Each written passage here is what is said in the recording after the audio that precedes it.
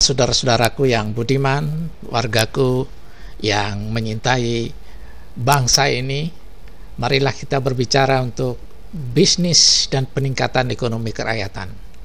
Tentu saya ucapkan Assalamualaikum warahmatullahi wabarakatuh. Salam, Namo Buddhaya, Om Swastiastu, dan salam kebajikan serta rahayu.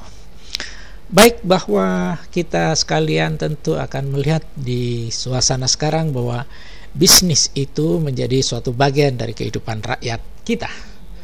Dan kita lihat bahwa ada disclaimer, gambar-gambar, visual atau foto-foto yang ada di slide ini bukan karya saya semata, melainkan unduhan dari dunia maya.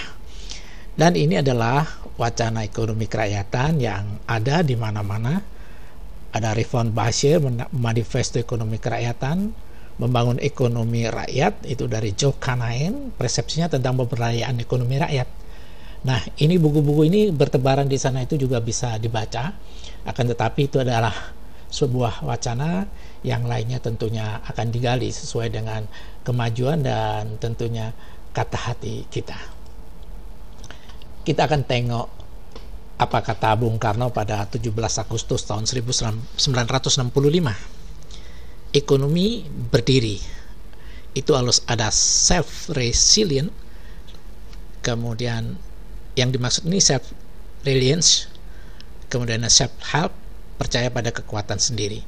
Kalau itu jadi suatu, ya batin kita menjadikan self-resilience, jadi menjadi daya lenting kita. Ekonomi kita akan berdiri. Kemudian Bung Karno juga berkata, tidak mengurangi tapi memperluas kerjasama internasional.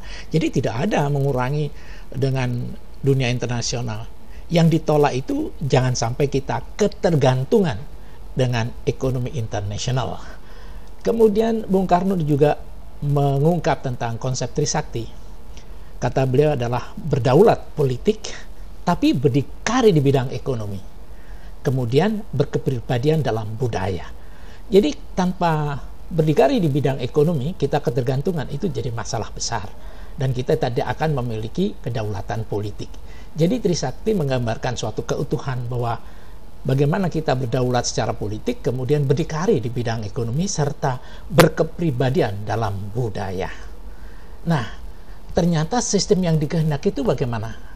Masyarakat memegang aktif kegiatan bisnis, sedangkan pemerintah menciptakan atmosfer yang sehat bagi pertumbuhannya. Itulah yang dikehendaki dalam ekonomi kerakyatan. Nah, tentunya kita harus ambil peluang dalam ceruk pasar yang ada. Jadi kita harus berani mengambil peluang, dan kita tahu dan kita harus teliti bahwa ada peluang, ada opportunity di sana. Nah, kalau kita lihat pecel lele itu bangkrut. Apakah pecel lele bangkrut? Tidak. Kita lihat lagi, apakah makanan-makanan kita bangkrut? Tidak. Justru junk food yang ada di tanah air itu lambat laun terkurangi. Jadi pecel lele bangkit kemana-mana. Bahkan dia menyebar di Malaysia, terkenal dengan pecel lele lela, ada di Malaka, di Singapura, di Kuala Lumpur, berkembang sangat luar biasa. Ini mengambil suatu kegiatan di luar, berarti di dalam pun juga harusnya lebih bagus, harus mampu mengambil ceruk pasar itu. Kemudian di Singapura juga demikian, ada ayam penyet pria ini di sebuah plaza di Far East sana, di Singapura sana. Nah, tentunya ini menjadi suatu kebanggaan bagi kita sekalian. Lalu bagaimana memodali diri kita?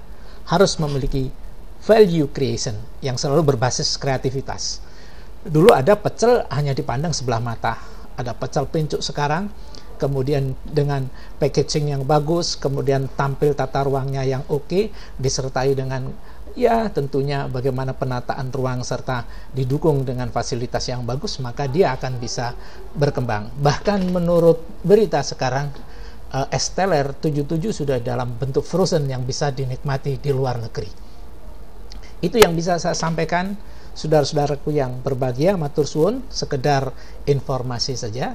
Jika berkenan, subscribe ke channel Joko Adiwaluyo. Terima kasih perhatiannya. Assalamualaikum warahmatullahi wabarakatuh. Om Santi Santi. Sampai jumpa.